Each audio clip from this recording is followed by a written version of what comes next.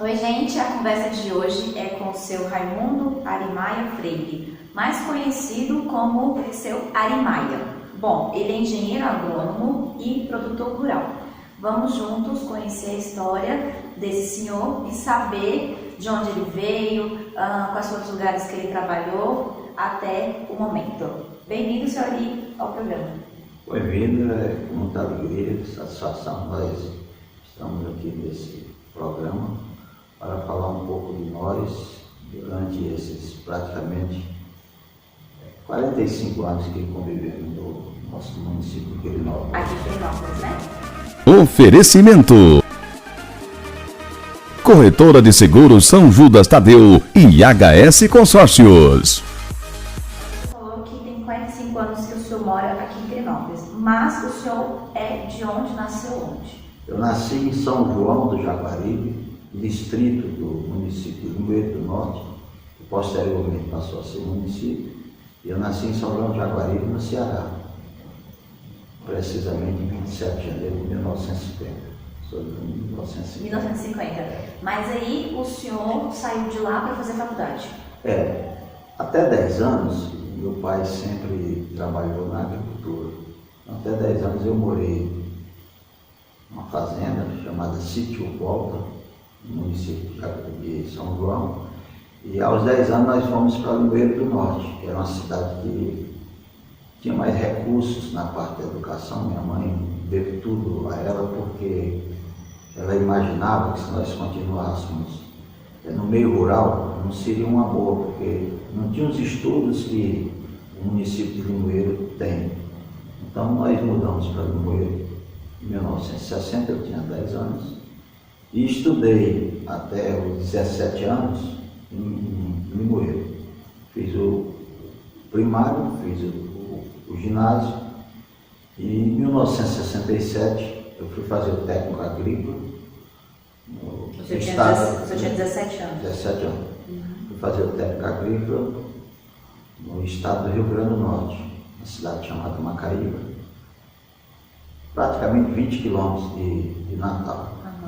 E naquela época nós éramos 2 turmas de alunos no técnico agrícola, e dentre esses alunos, muitos nos convidaram para fazer medicina, fazer engenharia, e eu decidi fazer agronomia. Por que o senhor preferiu fazer Porque agronomia? eu nasci no meio rural e eu gosto muito do meio rural. Meu pai sempre mexeu com lavoura e mexeu com gado.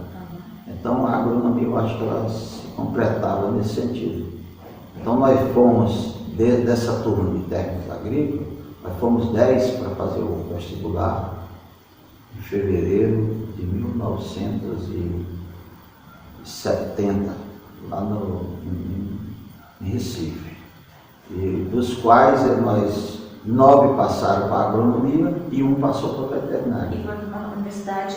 Universidade Federal Rural de Pernambuco e Universidade Pública. Interessante que na minha vida eu sempre estudei nos colégios públicos, quando hoje nós vemos que, na realidade, deixa a desejar os ensinos públicos, porque avançou-se muito a questão da educação privada.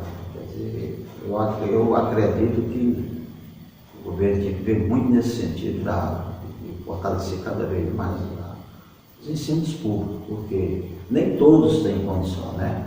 Então nós fizemos essa agronomia em Pernambuco, de 1970 a 1973. Você está falando que mesmo o senhor estudando a vida toda no colégio público, o senhor teve bagagem para poder passar na Universidade Federal. É isso? Inclusive é bom que se diga que eu sempre gostei de estudar em grupo, porque nunca nós tivemos dificuldade em resolver problemas ou em discussões, quer seja de português, quer fosse de matemática, de física, de química ou biologia. Naquela época não tinha inglês, mas sempre em grupo a gente tinha a ideia que resolvia qualquer problema. Então nós estávamos preparados para qualquer vestibular. Inclusive minha mãe queria que eu fizesse medicina, mas eu não fiz medicina porque eu não gosto de sangue. Eu acho melhor as plantas do que a parte da área. Tá, e o senhor fez ciência faculdade de agronomia, Exato. com a intenção de trabalhar em qual área? Porque ela é bem Quando- abrangente, né? Dá pra fazer muita O coisa. curso de agronomia, naquela época, eram 4 anos. Aham. Hoje são 5 anos. E na época, de 70 a 73, nós tivemos 42 cadeiras, né? E dentre essas cadeiras, a gente sempre se saiu bem, graças a Deus, nossa turma. Nós terminamos 92 alunos, 92 engenheiros, sendo 11 mulheres e 81 homens. E naquela época, os 5 primeiros de turma foram convidados para ser professores. Inclusive eu tive convite para ser professor em algumas matérias das quais eu gostava, fitopatologia, ou até mesmo silvicultura, fruticultura, máquinas, motores e máquinas. Quer dizer, tinha a oportunidade de ser professor. Mas aí tinha um cunhado meu, tinha formado um semestre antes de mim, terminado na Universidade Federal do Ceará, ele veio trabalhar no Goiás Rural.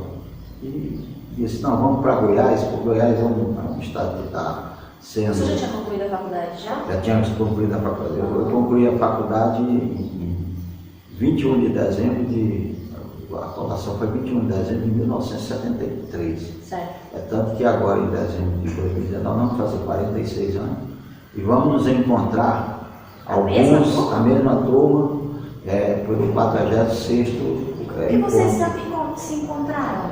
Nós temos um grupo que sempre nos mantém para encontros regionais. Nós já fizemos encontros no Piauí, Mas hoje a gente tem a rede social que facilita. A rede Mas social. assim, Antes era por telefone, né? Por telefone. Então nós, desses 46 anos, nós vamos para o 15º encontro. Que Né? bacana. Então nós já fizemos encontros no Piauí, já fizemos encontros no Ceará, fizemos no Rio Grande do Norte, fizemos na Paraíba, fizemos em Alagoas, fizemos em Sergipe. E agora, esse ano, nós vamos nos reunir, se Deus quiser, em novembro, E vai pra onde? em Areia, na Paraíba. Na Paraíba. O senhor falou que surgiu a oportunidade de vir para o Goiás, mas para trabalhar numa empresa exatamente em qual cidade? Quando esse cunhado meu me chamou para vir para o Goiás Rural, eu não tinha assim, uma noção de qual era o trabalho do Goiás Rural. O que era o Goiás Rural?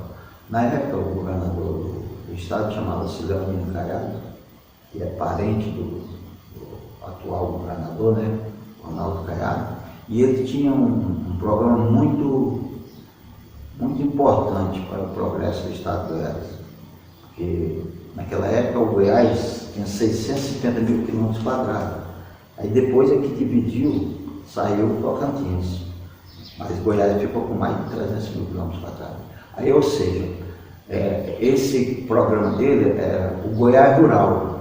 Ele queria desmatar o estado do Goiás. Ele até comprou muitas máquinas, comprou muito equipamentos para fazer desmatamento. Desmatamento para poder povoar? O intuito dele era abrir as áreas de Goiás, porque naquela época Goiás tinha 10% só aberto, 90% em pé. Então esse cunhado meu veio, foi para a região de Mozarlândia, bem próximo, acima de Goiás Velho, e veio para o Goiás Rural. Mas quando chegou aqui, não deu certo eu entrar no Goiás Rural. Inclusive eu convidei alguns colegas, digo, vamos para Goiás, e nós viemos 3 agrônomos e um veterinário. E entramos na ANCAR Goiás, que era a Associação de Crédito e Assistência Rural. Veio para poder entrar numa empresa E entramos na certo, outra. Aí nós trabalhamos aí nós fizemos um estágio na ANCAR Goiás, que era ligado ao sistema ABICAR, Associação Brasileira de Crédito e Assistência Rural, que era um sistema de extensão rural oriundo dos Estados Unidos e que começou pelo estado de Minas Gerais. A ANCAR Minas Gerais começou a habitar lá e a ANCAR Goiás, naquela época, ela já estava presente em mais de 100 municípios do estado de Goiás. E Quirinópolis era o primeiro município, o maior número de produtores que eram assistidos pela ANCAR Goiás. O senhor falou que teve várias vagas para várias áreas para poder trabalhar. O senhor é agrônomo, mas o senhor entrou na empresa para fazer o quê? Para trabalhar? A parte de extensão rural, eu estagiei estagiei em Goiatuba, né, um mês, fiz um treinamento em Goiânia por um mês e estagiei um mês em Goiatuba. Aí depois eu fui designado para Quirinópolis, porque estava saindo um agrônomo que dava assistência aos produtores, tanto na parte de soja e milho, que estava iniciando, como também de algodão. Então esse agrônomo chamava-se Jorge Quixino, ele foi para a empresa privada e surgiu a vaga para Quirinópolis, mas eu estava designado para ir para Santa Helena. Então você tinha as duas oportunidades, ir para Quirinópolis ou para ir para Santa Helena. Santa Helena. Aí, como surgiu essa vaga em Quirinópolis, eu vim para Quirinópolis. Então cheguei aqui em 15 de abril de 1974. Por que o senhor que achou melhor vir para cá e não ir para Santa Helena? Não, o caso de Santa Helena é porque quando foi designado pelo diretor executivo, administrativo, ele disse, não, nós vamos pôr um agrônomo para Santa Helena, que também gosta de algodão, e como esse saiu de Quirinópolis, lá também está iniciando um plantio de algodão, de soja, você vai para Quirinópolis. Aí o senhor veio para cá no Aí eu vim em abril de 74 e fiquei na AK Goiás até agosto de 76. Eu fiquei 2 anos na AK. Ali naquela época, eu fui ser regional em Rio Verde, abrangendo os municípios de Quirinópolis, Castelândia, Maurilândia, Santa Helena, Rio Verde, Paraúna,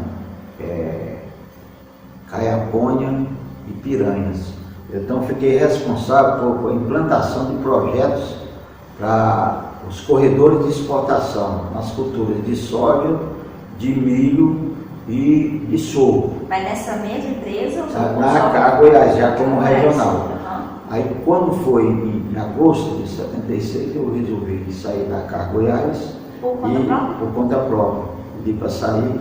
Eles me ofereceram um curso de extensão rural a nível de mestrado. Eu escolheria Santa Maria, no Rio Grande do Sul, ou quilômetro 47, no Rio de Janeiro, ou mesmo Viçosa, em Minas Gerais.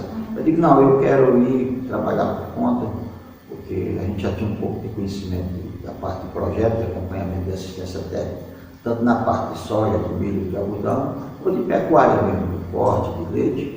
Aí eu saí da AK Goiás e entrei junto com um agrônomo, um engenheiro agrônomo que trabalhou na Bahia, o Dr. Elcio Jesus Canado, que já faleceu, mas que era de Fernandópolis, no estado de São Paulo.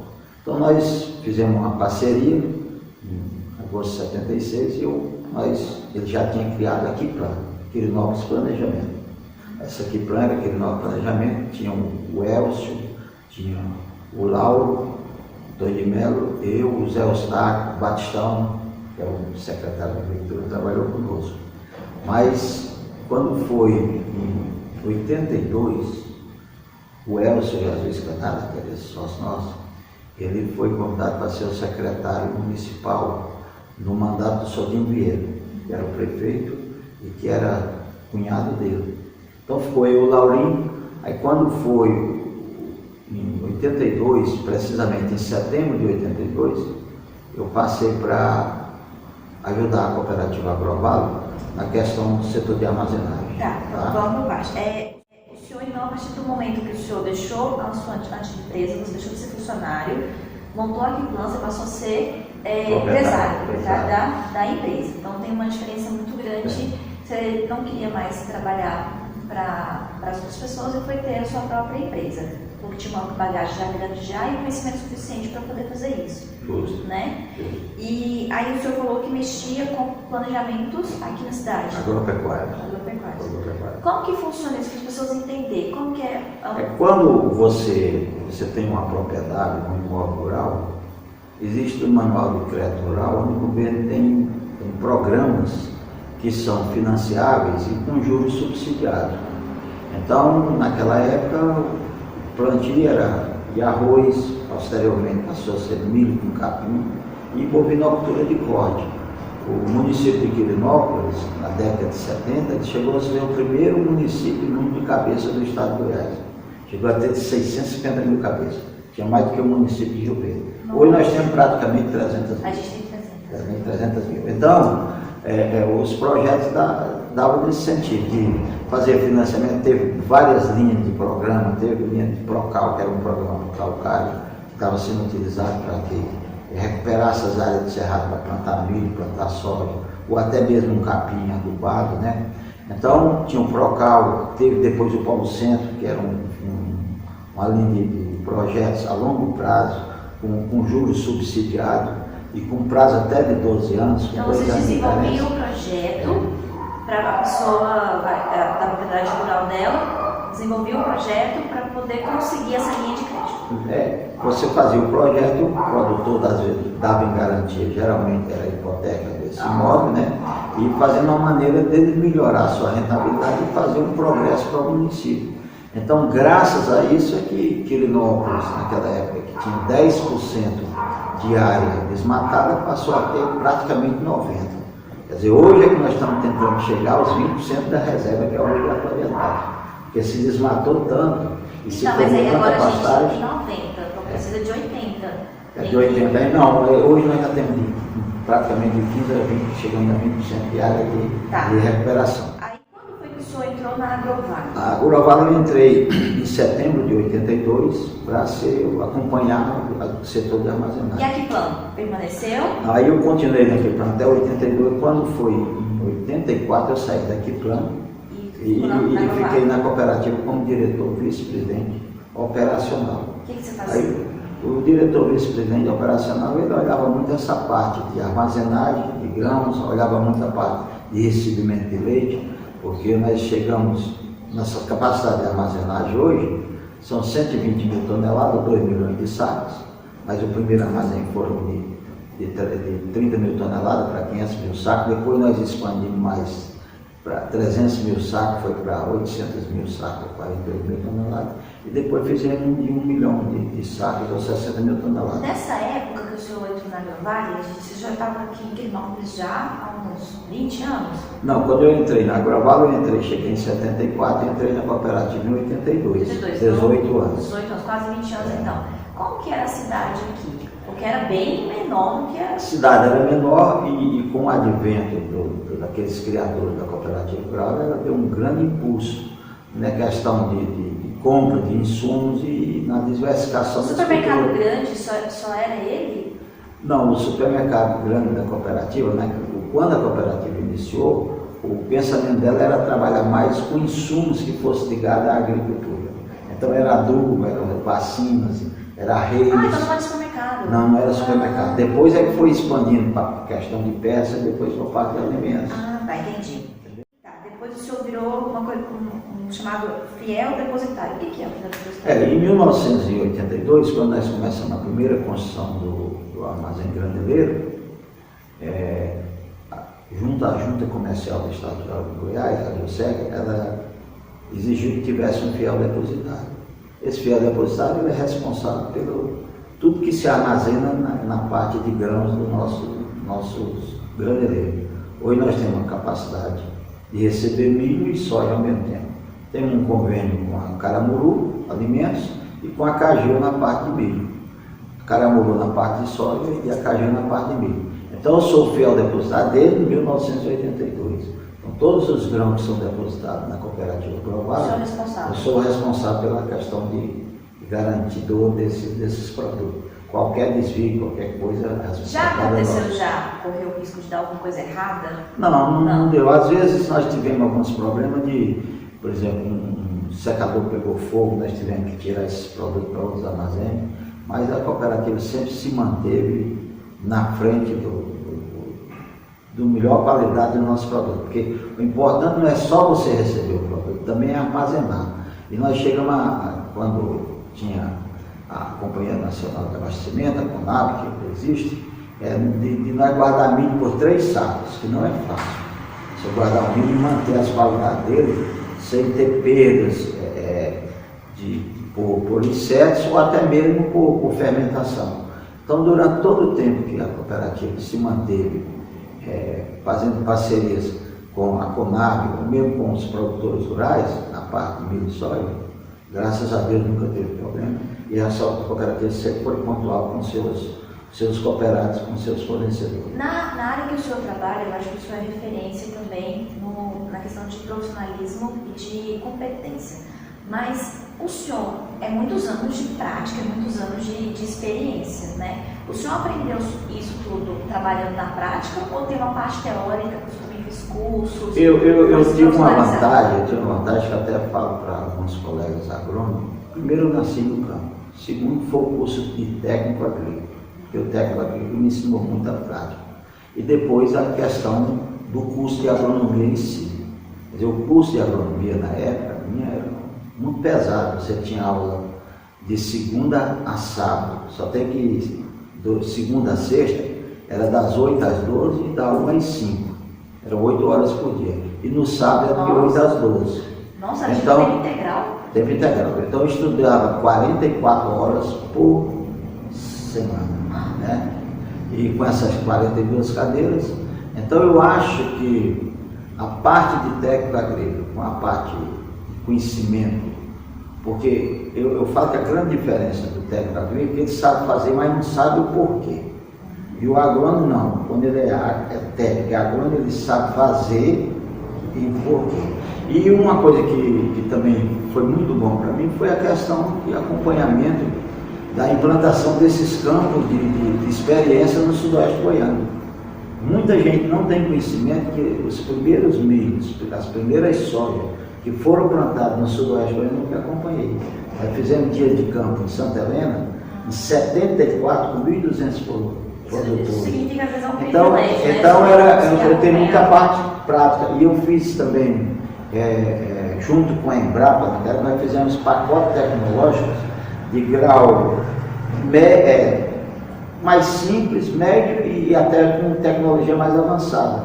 Nós fizemos um pacote para as culturas de arroz, de milho, de soja, de algodão e de sorgo. Então tudo isso envolvendo os órgãos de pesquisa, a Embrapa, que ela foi criada em 1973, que graças à Embrapa que o Brasil deu esse impulso na produção nacional. Para você ter uma ideia, em 1970, o Brasil não produzia 1 milhão de toneladas de soja, 1 milhão.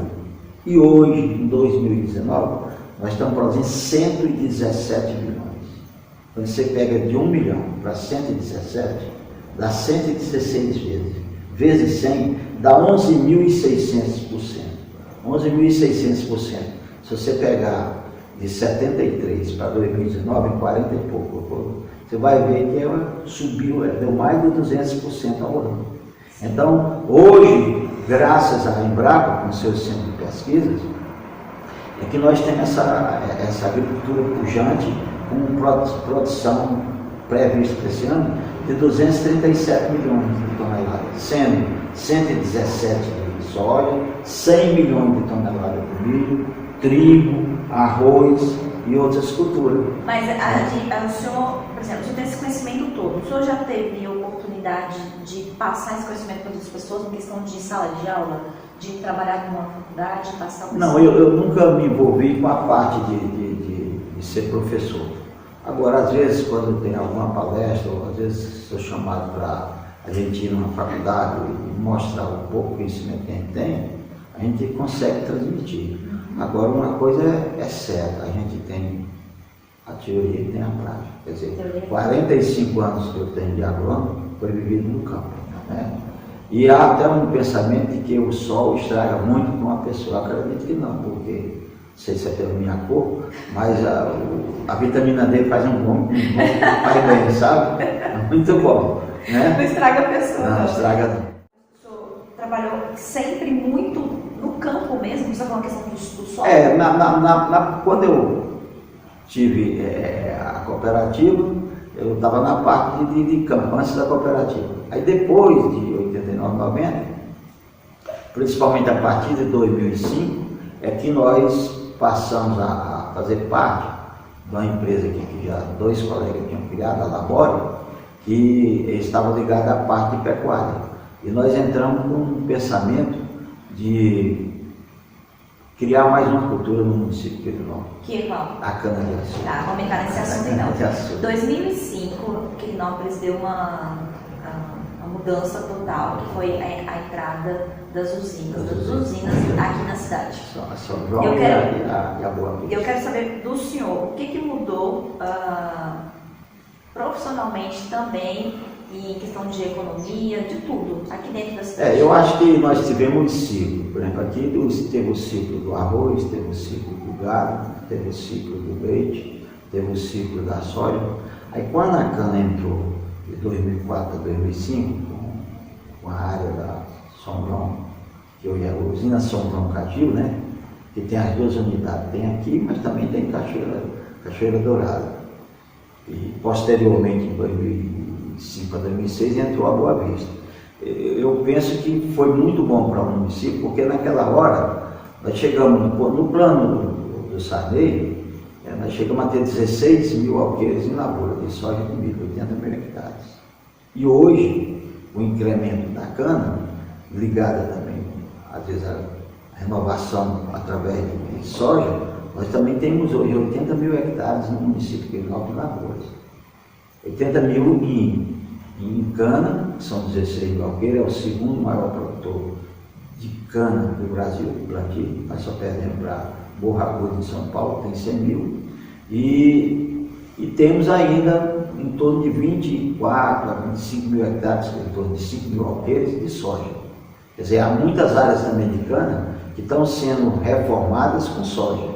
Então, com a entrada das usinas, eu acredito que Quirinópolis tem dois estados, antes das usinas e depois das usinas. Por quê? As usinas que vieram de São Paulo, todas duas, uma vindo de Araras, que é a São João, que hoje é o SJC, a usina São João Caju, e a outra vindo de Pradópolis, que é ligada ao Grupo São Martinho. Essas usinas são das melhores usinas do Brasil.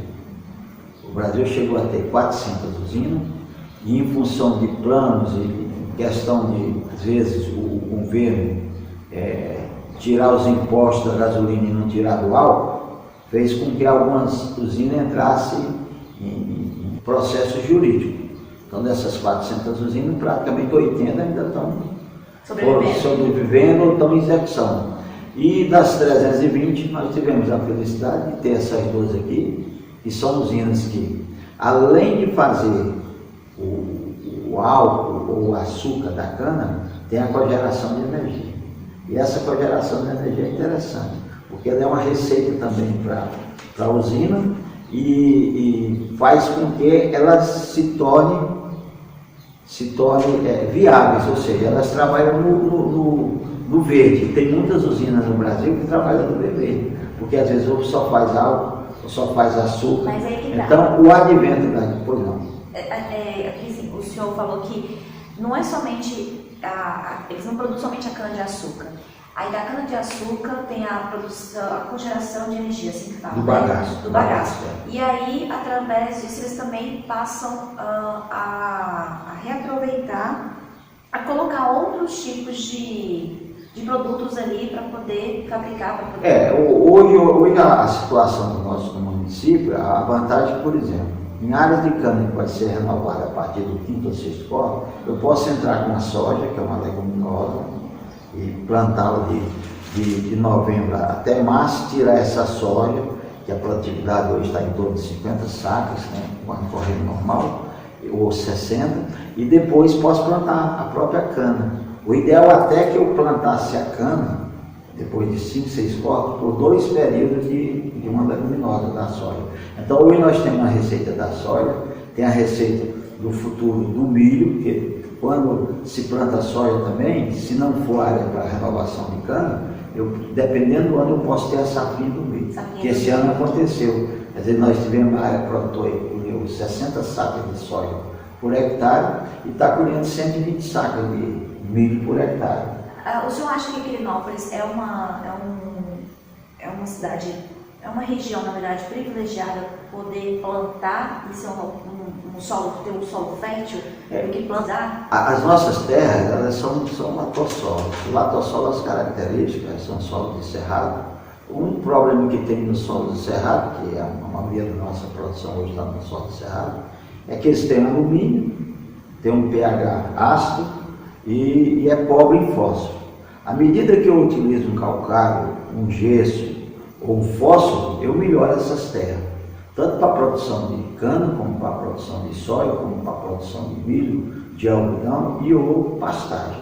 Então hoje o nosso município, eu acho, está bem diversificado. Todo mundo fala que Quirinópolis está virando tudo cana, não. Vou dar um exemplo aqui, que alguns não têm conhecimento. Quando existia a Govelândia ligada a Quirinópolis, Quirinópolis era 4.900 km². Aí Govelândia tirou 1.200 km². Nós ficamos com 3.700 km². O que representa 3.700 km²? E nosso município veio de Rio Verde. Rio Verde tem quase 10.000 km². Mesmo assim, é 1 milhão de hectares.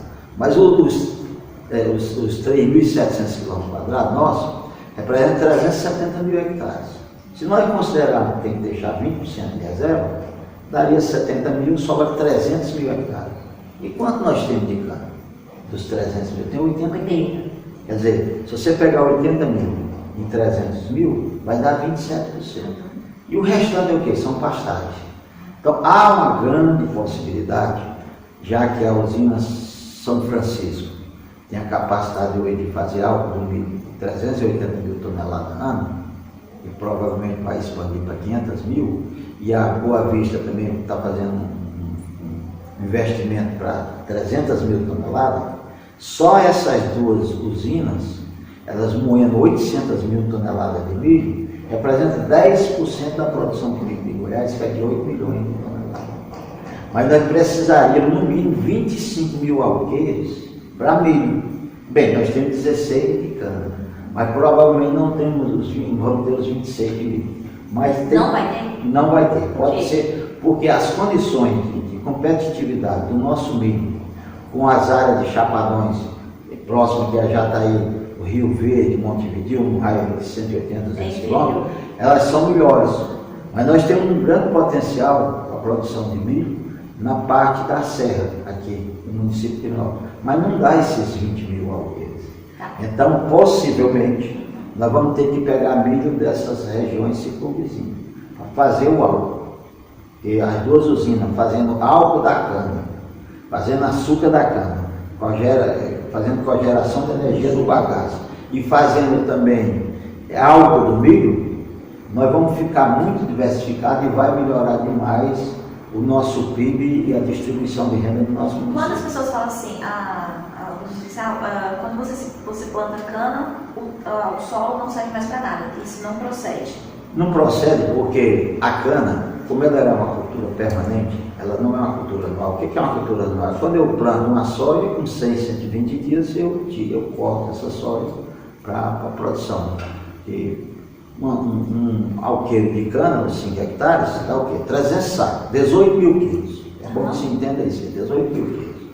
Quando eu planto a cana, os mesmos 5 hectares, pode me dar 500 a 600 toneladas. Ou seja, dá 100 mil quilos a 120 mil quilos por hectare. É bom que se entenda isso aí. Para que eu tenha, quando eu vou produzir os 300 sacos de soja por alqueiro, ou 18 mil quilos, eu preciso às vezes de 1.500 a 2.000 quilos de adubo. Então corrijo com calcário, corrijo com gesso e põe um adubo para cada cultura tem sua formulação, 2,20,20 para a soja, 4,30,16 ou 5,25 para a cana, para o milho. Cada cultura tem suas exigências, né? Aí quando eu quero plantar a cana, como ela é uma cultura permanente, que ela me dá 5, 7, nós temos cana até de 10 cortes, depende do zelo dela e da manutenção, porque todo ano, à medida que eu vou tirando a produtividade da cana, se é 70, 80, 90, 100 toneladas por hectare, eu tenho que repor o que foi tirado em nitrogênio, o que foi tirado em fósforo, às vezes o fósforo está na base, mas eu tenho que pôr potássio e microelementos, zinco, boro, molibdênio. Aí o que acontece? A impressão que se tem é que a cana é uma cultura exaurente, porque ela tira 100 toneladas por hectare. A soja tira 3.600. Mas na soja, se eu jogo 1.500 quilos, a 2.000 quilos de adubo, a cana eu jogo 3.000 quilos por alqueiro. Mas eu tenho que para cada 100 toneladas que eu tiro de cana, eu tenho que devolver. Mas não existe produção de cana em terras fracas. Eu tenho que corrigir, eu tenho que acabar com o alumínio, eu tenho que pôr fósforo, tenho que pôr cálcio, tenho que pôr magnésio, tenho que onde a terra é boa. é boa, ou então corrigir. Aí você me fez uma pergunta no início, que às vezes eu vou ter que voltar um pouco. Eu acredito que com o advento das canas no nosso município, melhorou a parte técnica do nosso solo. Porque não existe produção, quer seja de soja, de milho, de algodão, de cana, de pastagem, se eu não tiver um solo corrigido, se eu não fizer um perfil de solo corrigido. E a cana veio justamente para isso. As amostras de solo que eram feitas a 0,25 centímetros, agora são feitas a 0,25 e 25,50. Por quê? Porque o sistema radicular da cana é bem diferente do sistema radicular numa soja de milho. O sistema radicular de uma cana, quando ela está acima de 3, 4 anos, ela chega a 4 metros de profundidade.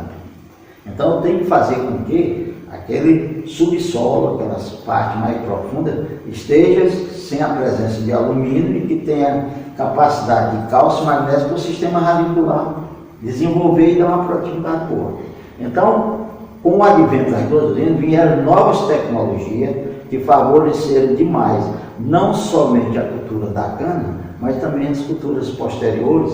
Hoje se planta soja praticamente em área de cana, que se a cana fosse exaurente, deixasse pobre, não produzia 60 sacas de soja por hectare. Às vezes até com menos adubo, entendeu? Porque ela já foi corrigida através do tempo, a matéria orgânica que existe no solo, desde que ela não seja queimada, porque o maior inimigo da cana é o fogo. E a maioria dos fogos que existem na cana são fogos, vamos dizer assim, criminosos. São fogos criminosos. É gente que às vezes não gosta da usina, não gosta do produtor, sai da usina. É a própria usina que faz isso? Não, a usina pode até fazer um fogo dirigido, mas quando é bem controlado. E não. Mas a maioria dos fogos são fogos criminosos, ou às vezes também acontece na questão de máquina, nos transbordos, de o atrito soltar faísca, e essa faísca pega no ar nos transbordos dos tratores, você entendeu? Porque ele tem a frenagem e são ondas de freio. Aí quando bate ferro, sai uma faísca, essa faísca às vezes pode queimar, aí começa o fogo. Então o maior inimigo da cana são os fogos, né? Agora, porque à medida que eu tenho matéria orgânica, o que é a vantagem da matéria orgânica? Eu estou protegendo o solo para que não surja tantas pragas, tantas ervas daninhas, né?